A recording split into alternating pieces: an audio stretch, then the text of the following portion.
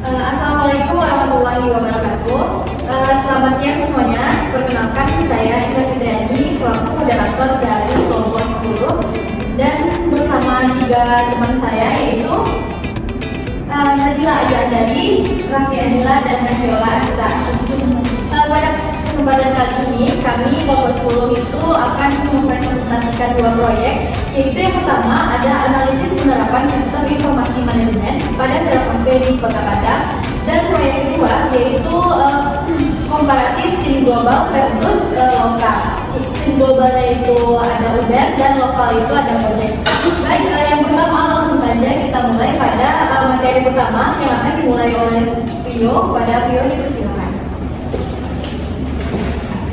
Baik, terima kasih kepada moderator. Perkenalkan, saya Viola bisa menjelaskan latar belakang dari usaha UMKM kuliner SEO ini. Nah, di era digital saat ini, sistem informasi sangat berkembang sangat pesat dan mempengaruhi bagaimana cara bisnis menjalankan usahanya. Sistem informasi manajemen tidak lagi hanya digunakan untuk sebagai catatan administrasi, tetapi juga digunakan untuk pengambilan keputusan dan meningkatkan daya saing bisnisnya. Hal ini juga terjadi pada UMKM kuliner, yang mana pelaku usaha dituntut untuk memanfaatkan teknologi informasi untuk mendukung operasional bisnisnya, seperti pencatatan transaksi, persediaan stok, komunikasi antar cabang, bahkan pelaporan kepada manajer. Salah satu UMKM yang berkembang di Kota Padang adalah Sero Cafe. Sero Cafe ini merupakan UMKM yang bergerak di bidang kuliner dengan produk unggulannya mie Padang. Sero Cafe ini sudah memiliki 6 cabang yang cukup menyebar di Kota Padang. Semakin banyaknya cabang tersebut, tentunya sistem informasi yang digunakan juga harus semakin memadai agar kegiatan operasional berjalan dengan efektif dan efisien. Namun pada kenyataannya masih terdapat beberapa kendala dalam penerapan teknologi informasi pada UMKM, seperti keterbatasan infrastruktur, pengelolaan data yang belum maksimal, hingga penggunaan sistem digital yang belum begitu diketahui oleh karyawan-karyawan pada UMKM tersebut. Nah, berdasarkan pemaparan tersebut, penelitian ini dilakukan untuk menganalisis bagaimana penerapan sistem informasi berbasis komputer pada Sero Cafe dan memberikan rekomendasi perbaikan yang sesuai dengan kebutuhan usaha mereka. Nah, manfaat penelitian yaitu teoritis, yakni pengembangan kajian SIM pada UMKM dengan lokal, memberi kontribusi pada dalam transformasi digital UMKM, dan selanjutnya itu referensi penelitian selanjutnya. Manfaat selanjutnya yaitu manfaat praktis bagi Sero Cafe, yaitu sebagai bahan evaluasi dan rekomendasi sistem agar Sero Cafe ini dapat menjadi lebih baik ke depannya. Bagi UMKM lain yaitu sebagai acuan penerapan SIM, dan bagi akademisi yaitu penerapan teori ini ke kasus nyata. Metode penelitian yang kami lakukan yaitu dengan jenis dan pendekatan kuantitatif deskriptif dengan metode studi kasus. Objek penelitian ini adalah Sero Cafe yang memiliki 6 cabang, tetapi lokasi utama dari penelitian ini itu di Kelok S Jalan Gajah di Air Tawar Barat. Dan teknik pengumpulan datanya pertama itu observasi lapangan. Kami langsung turun ke lapangan untuk memperhatikan dan mengamati proses sistem teknologi informasi yang digunakan. Wawancara terstruktur yaitu kami melakukan wawancara dengan salah satu karyawan Sero Cafe dan juga dokumentasi serta studi pustaka. Sekian dari saya kembalikan kepada moderator.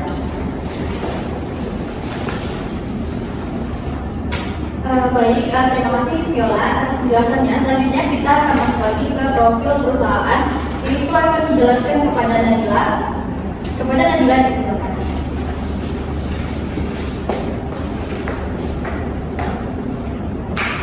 Terima kasih moderator. Di sini saya Nadila. Di sini saya akan melanjutkan penjelasan mengenai produk perusahaan. Yang pertama sejarah. Jadi Sero Cafe ini sudah berdiri sejak tahun 2022 sampai sekarang yang sudah memiliki 6 cabang. Nah, untuk berdirinya itu bernama Adi. Tahun berdirinya tahun 2022, kemudian lokasinya tuh untuk yang kami wawancari itu ada di Air Tawar Barat, tepatnya di Kelok S Jalan Gajah. Kemudian untuk di bidang usahanya dia F&B, food and beverage. Kemudian untuk produknya itu ada makanan dan minuman, makanannya berupa kebab, kemudian ada burger, terus ada mie Padang juga.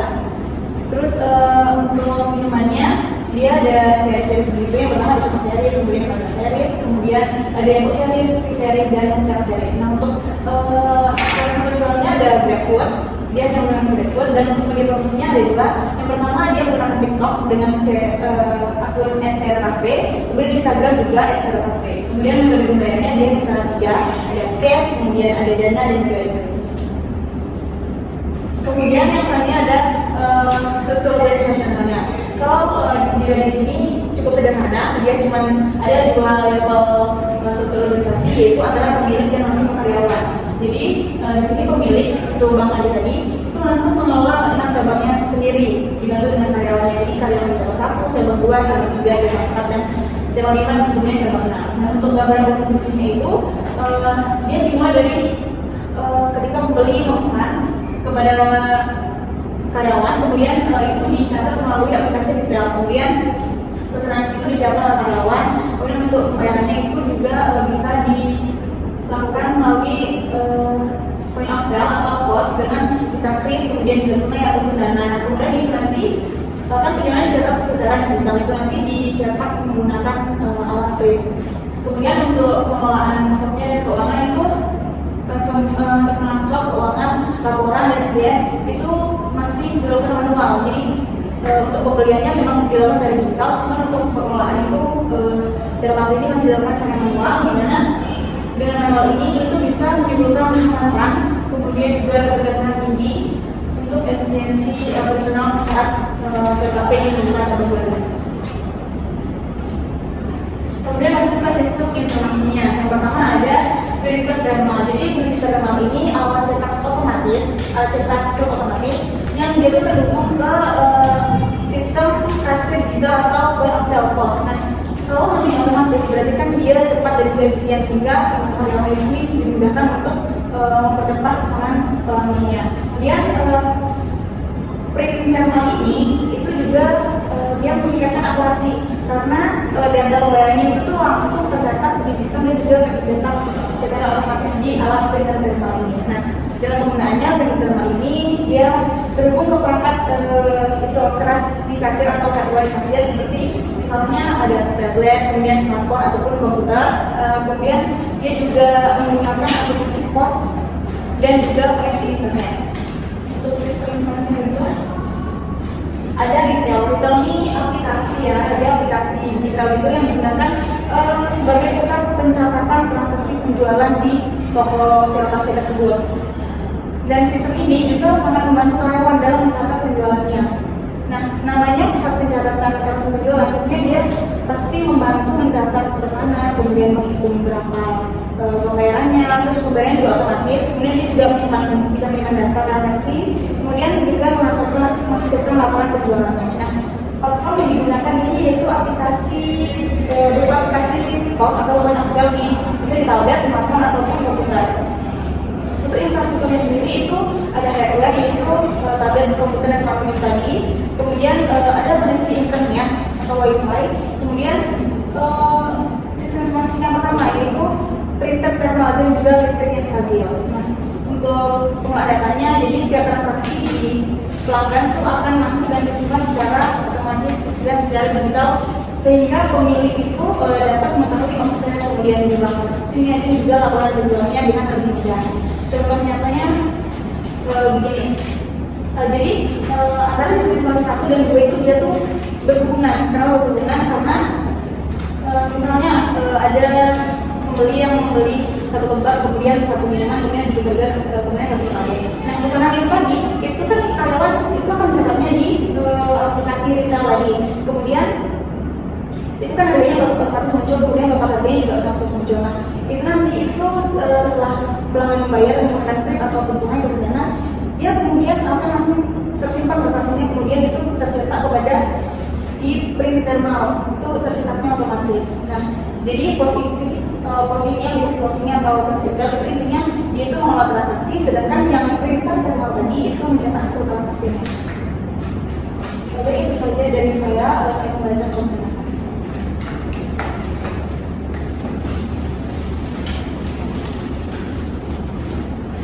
Terima kasih Najla. Selanjutnya itu kita akan melihat transaksi sistem informasi selanjutnya itu ada QRIS.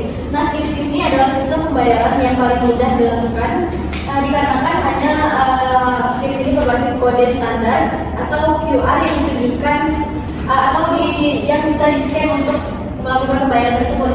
Nah, QRIS ini memudahkan transaksi non tunai melalui mobile banking dan juga dompet digital seperti Dana, OVO, GoPay dan juga ShopeePay.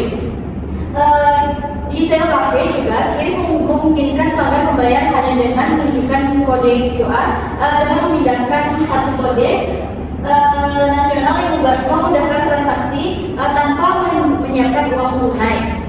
Apalagi seperti kita yang mahasiswa ini yang jarang sekali memegang uang cash dan mempermudah kita untuk membayar melalui QRIS. Dan sistem QRIS ini juga didukung oleh Bank Indonesia dan seluruh penyedia dompet digital nasional melalui satu kode QR universal.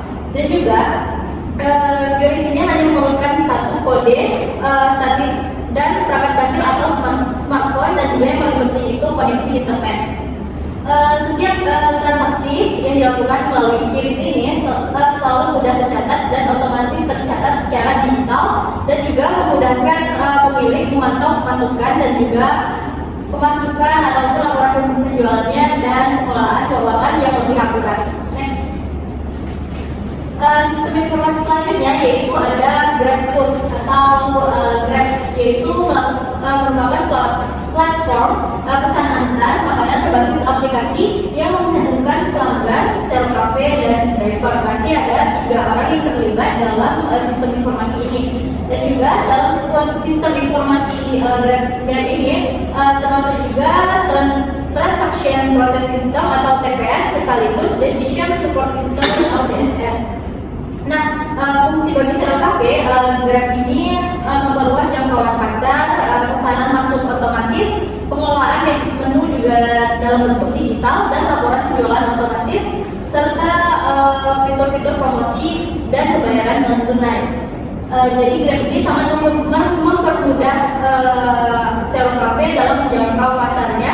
Tidak harus mempromosikannya secara langsung, tetapi melalui aplikasi saja pelanggan-pelanggan itu sudah bisa mencoba atau melakukan pembelian ke Zero Cafe.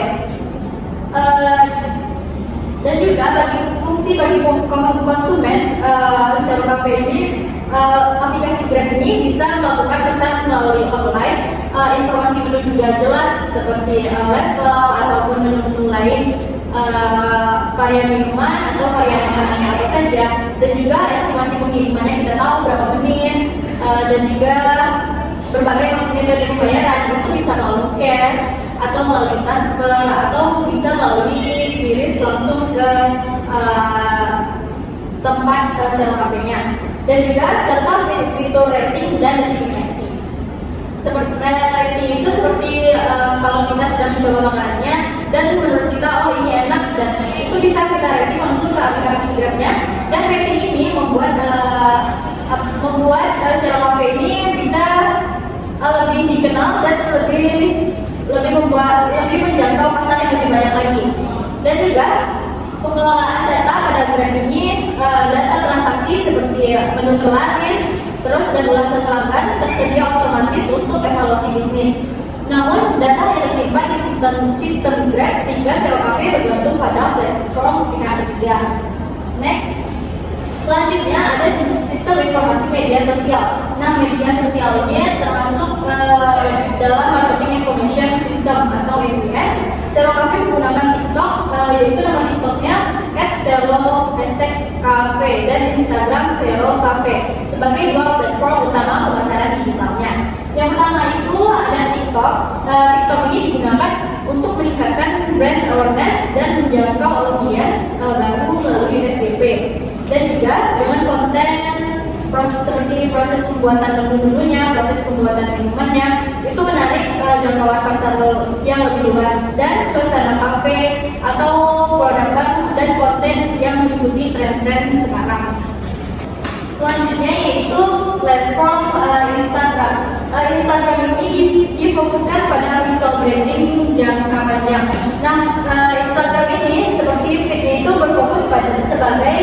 portfolio, stories, dan juga reels untuk konten interaktif, dan DM untuk komunikasi langsung dengan pelanggan. Jadi pelanggan itu tidak harus datang ke Zero Cafe langsung ataupun memesan, bisa juga sih memesan dari Grab, tetapi juga bisa memesan melalui DM di Instagram.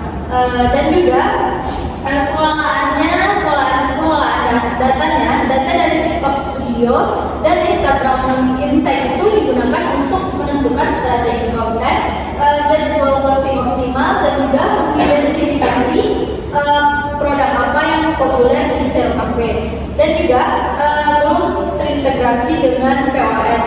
Namun keduanya sering dianalisis bersama, misalnya saat konten viral berbanding lurus dengan lonjakan penjualan.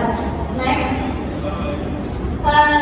Baik, kita akan lanjut ke analisis dan evaluasi, dan ini akan dijelaskan oleh Rani. Kepada Rani, dipersilakan. Baik, terima kasih kepada moderator. Baiklah, saya akan membahas terkait analisis dan evaluasi. Nah, setelah kita melakukan wawancara terhadap Zero Cafe, di pembahasan sebelumnya kita sudah tahu bahwa Zero Cafe ini sudah banyak menggunakan sistem informasi manajemen. Nah, di antaranya yang menjelaskan tadi yaitu ada menggunakan sistem kasir digital, menggunakan printer thermal, menggunakan sistem pembayaran yang berbasis cash, kris, dan dana. Nah, kemudian untuk promosinya, Zero Cafe ini menggunakan Instagram dan platform TikTok. Nah, baiklah, yang pertama itu menggunakan sistem kasir digital. Nah, kita tahu misalkan kita pergi ke Zero, kemudian kita membeli mie, misalnya harga mie itu di 13.000. Nah, kemudian kita membeli lemon tea dengan harga 5.000. Nah, jadi kasir tidak perlu mencatatnya secara manual, itu sudah terinput di dalam tablet yang sudah disediakan. Nah, sudah ada harganya sekaligus. Karena kasir digital ini sudah terhubung dengan printer thermal, maka harganya langsung keluar dengan struktur pembayarannya. Jadi transaksinya sudah ada dan pemilik tidak susah untuk membuat keputusan nantinya. Nah, kemudian yang kedua itu menggunakan sistem pembayaran ada kris dan dana. Nah, walaupun Zero Cafe ini masih banyak menggunakan pelanggannya masih banyak menggunakan cash, tapi mereka telah menyediakan pembayaran dengan kris dan dana. Nah, kemudian untuk tempat-tempat yang tidak bisa dijangkau, misalnya seperti tempat yang jauh, pelanggan kan akan susah untuk pergi ke Zero. Maka dengan itu Zero menyediakan adanya GrabFood untuk memudahkan pelanggan yang berada di lokasi yang berada jauh dari UNP. Dan mereka juga memiliki 5 cabang lainnya. Nah, kemudian di sini Zero Cafe juga menggunakan media sosial yaitu Instagram dan TikTok. Mereka sering membuat konten-konten untuk memasarkan produknya. Nah, kemudian dengan semua sistem informasi ini, pemilik dapat dengan mudah memutuskan apa yang akan diambilnya. Kemudian pencatatannya sudah pasti benar dan tidak akan salah. Ini lebih akurat daripada mencatat dengan manual. Baik, next. Nah, kemudian untuk kelebihannya, Zero Cafe ini transaksinya itu lebih cepat, pencatatannya penjualannya lebih akurat, kemudian mendukung pembayaran digital, serta membantu promosinya melalui media sosial. Kemudian dia juga menggunakan GrabFood. Nah, namun sistem ini belum terintegrasi secara seluruhnya karena mereka masih yang terintegrasi baru sistem pembayaran digitalnya dengan printer thermalnya.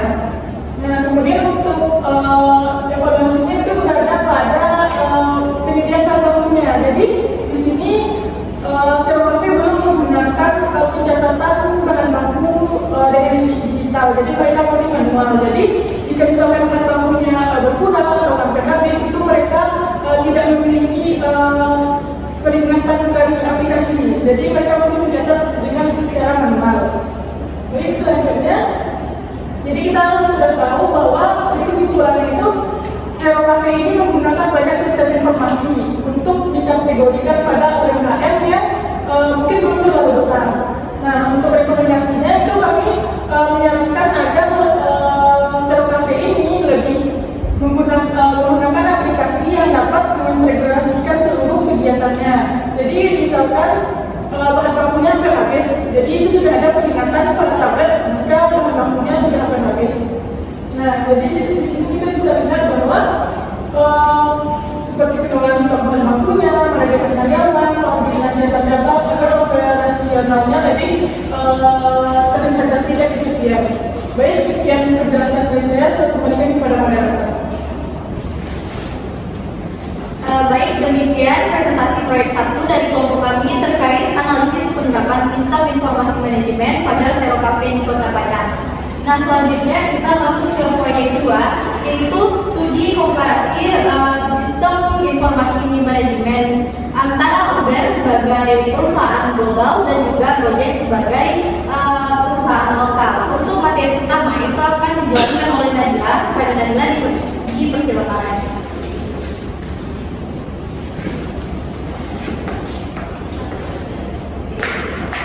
Baik, jadi terima kasih moderator. Di sini saya akan membahas tentang video. Jadi pada bagian ini saya akan membahas, saya dan teman-teman akan membahas perbandingan penerapan sistem informasi manajemen pada perusahaan Uber dan Gojek.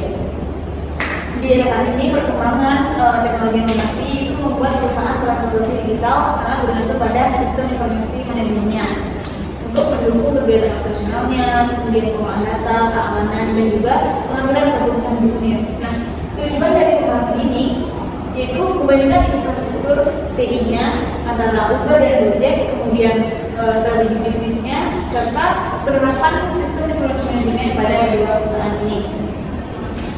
Next. Yang pertama ada Uber Technologies Inc. Nah, pada profil Uber ini dia didirikan tahun 2009 di San Francisco, Amerika Serikat. Kemudian untuk CEO-nya ada Dara Khosrowshahi. Kemudian untuk tiketnya ada NYSE yaitu Uber. Kemudian jenisnya itu perusahaan publik.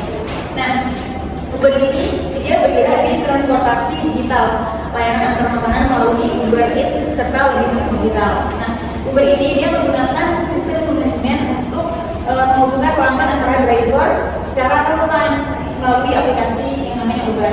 Nah, sistem ini itu dia mengelola data lokasi, kemudian pembayaran, pemesanan, dan juga penilaian pelanggan secara otomatis. Untuk bidang usahanya ada 3. Yang pertama yaitu mobility, delivery, kemudian freight atau logistik digital. Nah, contoh kerja Uber itu begini. Misalnya ada pelanggan yang memesan kendaraan melalui aplikasi Uber, itu sistem akan otomatis mencari driver yang terdekat menggunakan GPS. Kemudian setelah drivernya menerima pesanan, itu pelanggan itu dapat melihat lokasi drivernya secara langsung, dan nantinya setelah perjalanan itu selesai, pembayaran itu diproses otomatis melalui aplikasi dan data yang juga transaksinya tersimpan secara otomatis dalam sistemnya. Next. Kemudian ada profil perusahaan perbandingan kedua yaitu ada Gojek, Gojek, Tokopedia, Amerika. Nah, identitas perusahaannya Gojek ini berdiri tahun 2010 di Jakarta, Indonesia. Kemudian untuk CEO-nya ada Perspektif Walujo, di mana Gojek ini sebelumnya didirikannya oleh Nadiem Makarim. Kemudian untuk sistemnya ada IDX, kemudian untuk jenis perusahaannya sama perusahaan kami. Nah, untuk Gojek ini itu kan awalnya cuma ojek berbasis telepon, cuman sekarang dia sudah berkembang jadi super app dengan layanan transportasi, kemudian delivery, dan juga pembayaran digital yang biasanya kita sebut GoPay. Nah, Gojek ini dia memanfaatkan sistem informasi manajemen untuk mengatur pemesanan pelanggan, kemudian mencari driver, kemudian pembayaran digital, dan juga pengelolaan data transaksi secara terintegrasi. Contoh tadi kita dalam menggunakan Gojek atau strategi dari Gojek itu begini, misalnya ada pelanggan yang pesan Grab ataupun bukan melalui aplikasi Gojek. Nah, itu sistem itu akan secara otomatis mencari driver terdekat dari si pelanggan tadi. Nah, terus setelah driver tadi memang pesanan, itu pelanggan bisa langsung memantau perjalanannya secara langsung sampai mana dia, atau sudah berapa menit dia berjalan, atau berapa menit lagi sampai ke tujuannya. Kemudian setelah nantinya sampai ke tujuan, maka pembayaran itu dapat pelanggan lakukan secara tunai, kemudian GoPay yang tersedia di Gojek tadi, dan juga ataupun dari data transaksinya tadi juga bisa langsung masuk ke sistem Gojek tadi.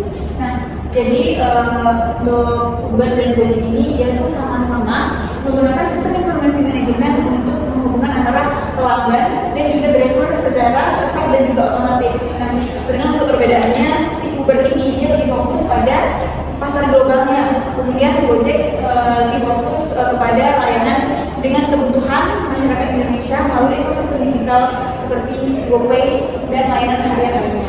Itu saja pembahasan dari saya kembalikan ke Mbak.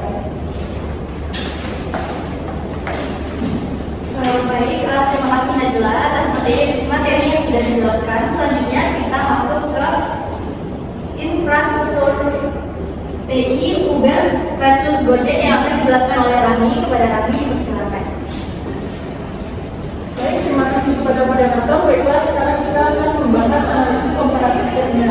Dimana yang pertama kita akan membahas infrastruktur TI-nya, yaitu antara Uber versus dengan Gojek. Nah, pada Uber itu kebenarannya punya cloud computing, ada data lake, Kafka, dan misalnya AI. Nah, kemudian dia menggunakan cloud infrastruktur untuk mendukung operasi global, menggunakan big data, kemudian menggunakan real-time processing. Nah, sedangkan kalau Gojek itu menggunakan Google Cloud Platform, Skynet, Kubernetes, microservice, big data analysis, dan machine learning. Nah, di sini kita akan membahas jenis data aplikasi SIM. Nah, di mana di sini bisa kita lihat bahwa kalau dilihat dari SIM itu Uber dan Gojek sebenarnya memiliki beberapa kesamaan. Nah, keduanya menggunakan menerapkan ada TPS, DSS, dan CRM. Nah, TPS itu sistem yang bekerja secara real-time di balik setiap transaksi. Misalnya mulai dari pemesanannya, pencocokan drivernya, hingga pembayaran digitalnya. Nah, tapi kalau DSS itu digunakan untuk membantu pengambilan keputusan bisnisnya, misalnya menentukan harganya, memprediksi permintaan, dan mengatur strategi promosinya.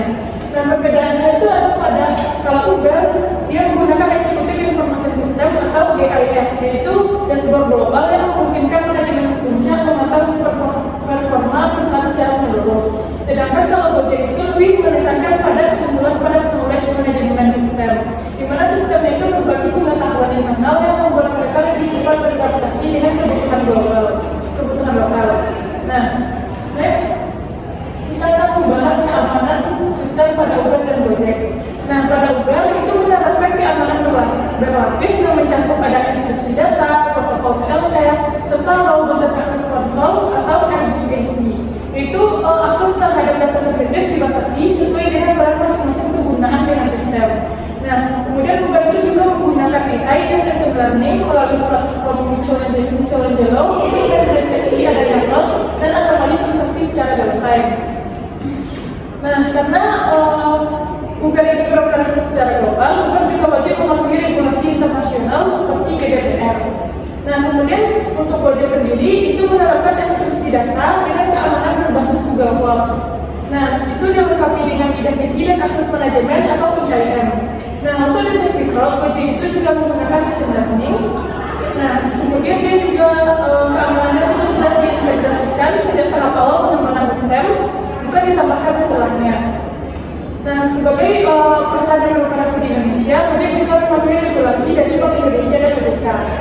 Baik, untuk selanjutnya kita akan membahas manajemen pengetahuan Uber dan Gojek. Nah, Uber itu mengelola pengetahuan melalui knowledge repository dan internal wiki yang dapat diakses oleh tim di seluruh dunia. Nah, jadi data operasionalnya diolah menggunakan AI menjadi insight strategis yang mendukung pengambilan keputusannya. Kemudian Uber juga menerapkan budaya data driven network, di mana didukung dengan program pelatihan, knowledge sharing, hingga engineering untuk menjaga konsistensi pengetahuan di seluruh organisasinya. Nah, sedangkan Gojek itu memiliki pendekatan yang sedikit berbeda, namun sama efektifnya. Mereka menggunakan internal wiki, dashboard analitik, dan tools berbasis cloud untuk mengelola pengetahuan internal. Nah, keunggulan Gojek itu ada pada budayanya, mereka secara konsisten belajar dari feedback penggunaannya dan mampu bergerak cepat dalam merespon perubahan besar. Nah, baik, untuk slide selanjutnya kita akan membahas adaptasi global pada Uber dan Gojek. Nah, Uber itu menerapkan pendekatannya itu global terlebih dahulu, baru lokal kemudian. Nah, mereka memiliki sistem Rosetta yang mampu melakukan lokalisasi konten ke lebih dari 100 bahasa secara otomatis. Namun, Uber terlambat beradaptasi dengan kebiasaan dan kebutuhan lokal. Misalnya di awal operasional Uber itu hanya menerima pembayarannya via kartu kredit, padahal masyarakat di Asia Tenggara itu belum terbiasa atau belum memiliki akses terhadap layanan perbankan tersebut. Nah, keterlambatan adaptasi inilah yang menjadi salah satu faktor yang membuat mundurnya Uber dari pasar Asia Tenggara pada tahun 2018. Nah, berbeda dengan Gojek itu sejak awal memang sudah dibangun berdasarkan kebutuhan lokal. Jadi GoPay dan opsi pembayaran tunai sudah tersedia dari awal. Jadi mereka menjawab kebutuhan masyarakat.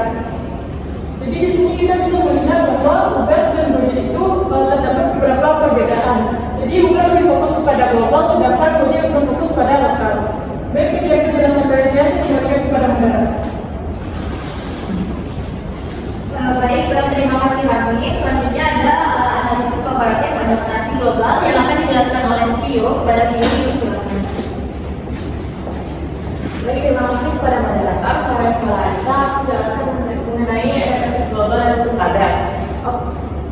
Pada Uber adalah sistem yang sudah jadi dan diterapkan hampir sama di banyak negara. Sementara Gojek lebih memilih untuk memahami terlebih dahulu kebiasaan masyarakat sebelum berkembang lebih jauh. Contohnya saja terlihat dari metode pembayaran.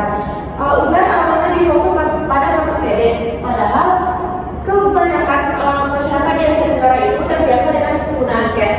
Nah, Gojek melihat kondisi ini, kemudian langsung menyediakan pembayaran tunai dan juga GoPay. Dalam masalah regulasi juga seperti itu. Uber beberapa kali mengalami kendala karena pendekatannya kurang menyesuaikan dengan aturan lokal. Sedangkan Gojek lebih aktif bekerja sama dengan pemerintah dan juga regulator setempat. Akhirnya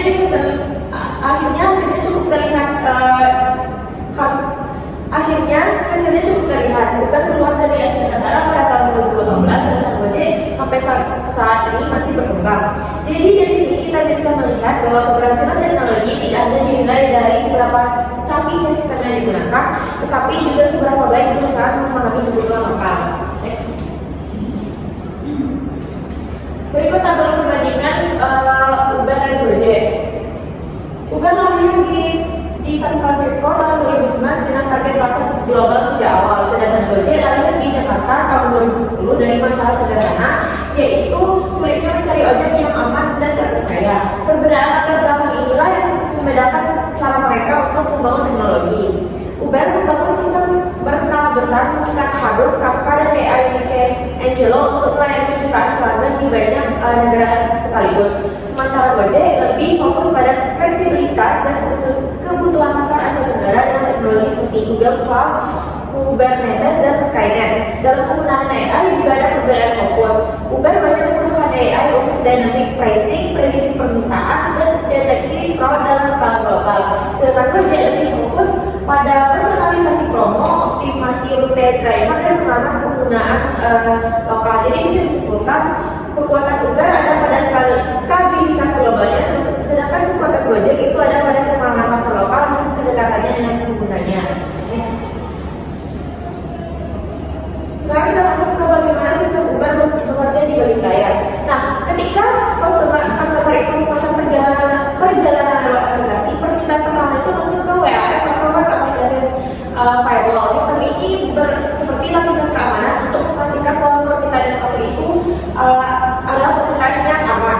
Setelah itu permintaan tersebut disalurkan ke load balancer, yaitu sistem yang bertugas membagi traffic ke server sehingga tidak terjadinya penumpukan dan layanan tetap stabil. Berikutnya masuk ke Disco. Nah, Disco ini merupakan inti dari Uber yang bertugas menentukan driver dan penumpang secara real time dalam hitungan detik. Agar semua data dapat bergerak dengan cepat, Uber menggunakan APS Kafka. Sistem ini mengalirkan data secara terus-menerus, mulai dari lokasi driver, status perjalanan, sampai dengan transaksi pembayaran. Kemudian seluruh data tersebut disimpan dan diolah menggunakan Hadoop dan berbagai sistem analitik lainnya seperti ETA, prediction untuk memprediksi waktu tiba, dan fraud detection untuk mendeteksi aktivitas mencurigakan. Jadi sebenarnya saat kita melihat Uber, itu adalah sistem yang bekerja secara bersamaan di belakang layar dalam beberapa detik agar layanan tetap cepat, aman, dan stabil. Sekian dari saya kembalikan kepada moderator.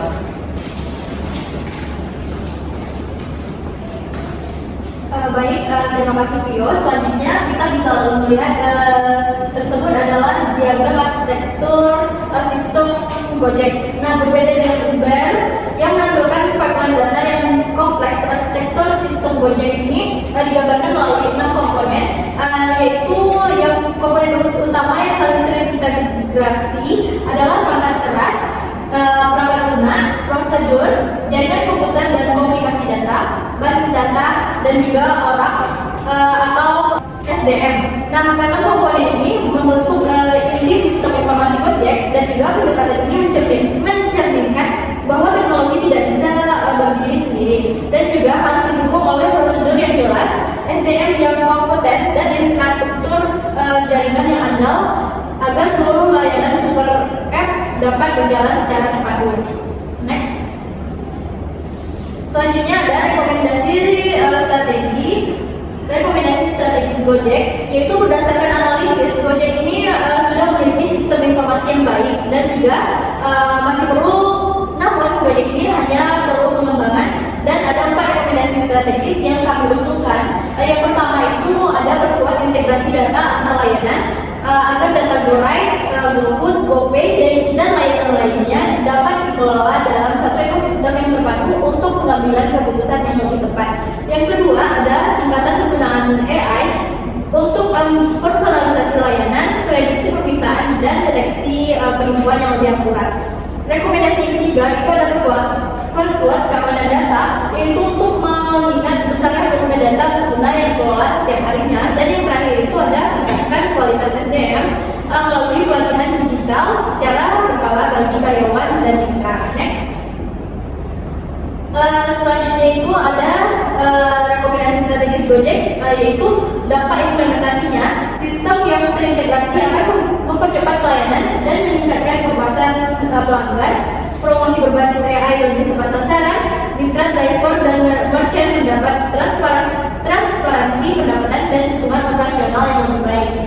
Terdapat juga tantangan, yaitu biaya investasi teknologi yang tinggi, persaingan industri digital ketat, risiko keamanan data, serta potensi kendala adaptasi bagi karyawan dan mitra saat sistem berubah. Nah, terdapat juga solusinya itu investasi bertahap sesuai prioritas, peningkatan kualitas layanan serta konsisten, dan penguatan keamanan sistem serta program pelatihan dan pendampingan berkala. Next. Jadi yang terakhir itu ada kesimpulan.